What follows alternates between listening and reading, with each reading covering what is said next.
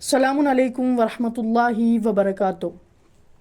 ناظرین، ایک سوال جو کہ ہر مسلمان کے دل میں ہے کہ خداوند عالم کے پاس جب جناب جبرائیل، جناب اسرافیل اور جناب میکائیل جیسے فرشتے موجود تھے تو خداوند عالم نے جناب اسرائیل کو ہی کیوں موت کا فرشتہ مقرر کیا، یعنی انسان کی روح قبض کرنے کے لیے مقرر کیا؟ اس کے کئی کتابوں میں الگ الگ جوابات ملتے ہیں، مگر میں نے جس کتاب میں سے دیکھا ہے اس میں یہ ملتا ہے کہ جب خداوند عالم نے جناب آدم کے پتلے کو بنانے کا ارادہ کیا تو خداوند عالم نے جناب جبرائیل علیہ السلام سے کہا کہ جائیے اور زمین سے ایک مٹھی خاک اٹھا کر لے آئیے تاکہ اس سے آدم کا پتلا بنایا جا سکے۔ تو جناب جبرائیل زمین پر آئے اور زمین سے جب مٹی اٹھانے لگے تو زمین نے سوال کیا کہ خداوند عالم کا اس مٹی سے کیا مقصد ہے، یعنی وہ اس مٹی سے کیا بنانا چاہتا ہے؟ تو جناب جبرائیل علیہ السلام نے فرمایا کہ خداوند عالم کا مقصد ہے کہ وہ اس مٹی سے ایک آدمی بنائے گا اور اس آدمی کی ذریت خداوند عالم کی عبادت کرے گی، اور جو خداوند عالم کی کہی گئی باتوں پر عمل کرے گا اسے خداوند عالم بہشت میں جگہ عنایت فرمائے گا، اور جو خداوند عالم کی نافرمانی کرے گا اسے خداوند عالم جہنم کے عذاب میں مبتلا کر دے گا۔ ناظرین، جیسے ہی زمین نے سنا تو زمین کانپ اٹھی۔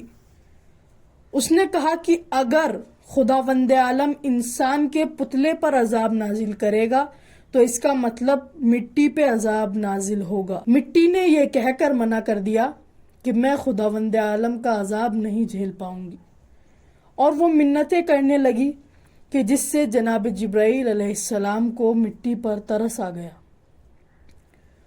ناظرین، خداوند عالم کے پاس جب جناب جبرائیل علیہ السلام پہنچے تو خداوند عالم نے کہا کہ لاؤ مٹی لاؤ۔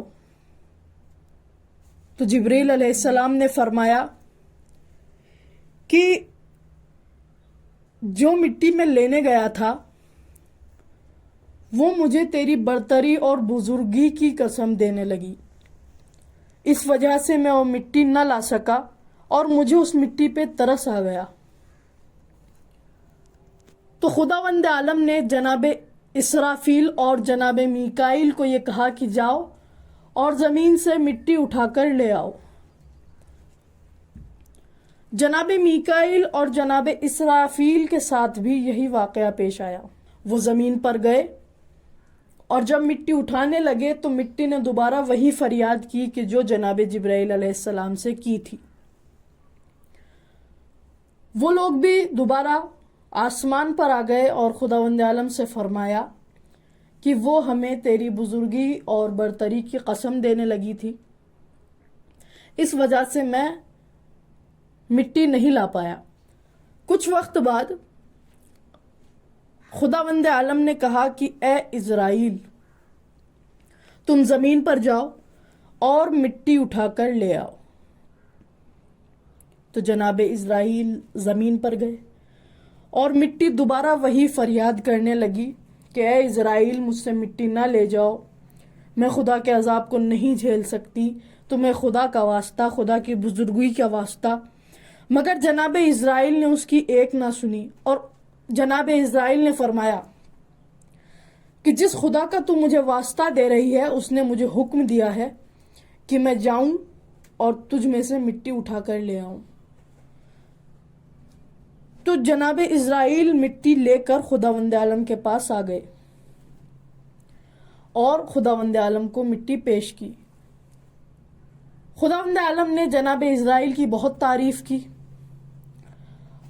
اور کہا کہ اسرائیل، جب تم مٹی کو زمین سے الگ کرنے میں نہ گھبرائے اور نہ مٹی کو زمین سے الگ کرنے پر تم نے ترس کھایا، تو میں تمہیں یہ ذمہ داری دیتا ہوں کہ تا قیامت तुम इंसानों की रूह कब्ज करोगे ताकि तुम्हें भाई भाई को अलग करने में कोई तरस ना आए, तुम्हें माँ बेटे को अलग करने में कोई तरस ना आए, तुम्हें बाप बेटे को अलग करने में कोई तरस ना आए। तो इस वजह से मैं ये जिम्मेदारी तुम्हारे कांधों पे रखता हूँ और उम्मीद है कि तुम इस जिम्मेदारी को बखूबी निभाओगे। नाजरीन, मगर एक मरहला ऐसा आता है कि जहां जनाब इज़राइल अलैहिस्सलाम भी रुक जाते हैं कि जब इंसानों की रूह कब्ज करने का सिलसिला चला तो ना जनाब इज़राइल ने किसी नबी के दरवाजे पे दस्तक दे के कहा कि मैं मलकुल मौत हूँ, मैं तुम्हारी रूह कब्ज करने आया हूँ, ना किसी दरवाजे पे उसने इजाज़त ली।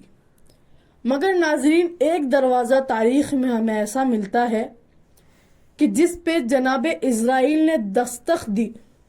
नाजरीन, ये दर कोई और नहीं बल्कि वो दर है जिस दर के अंदर जनाब फातिमा ज़हरा सलामुल्लाह अलैहा रहती हैं। नाजरीन, ये पूरी तारीख़ का ऐसा दर था कि जिसमें मलकुल मौत ने भी इजाज़त ली।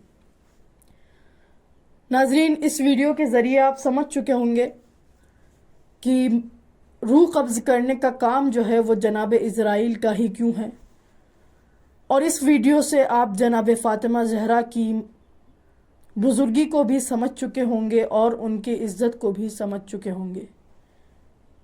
नाजरीन, अगर आपको ये वीडियो पसंद आई तो इसे सब्सक्राइब करें।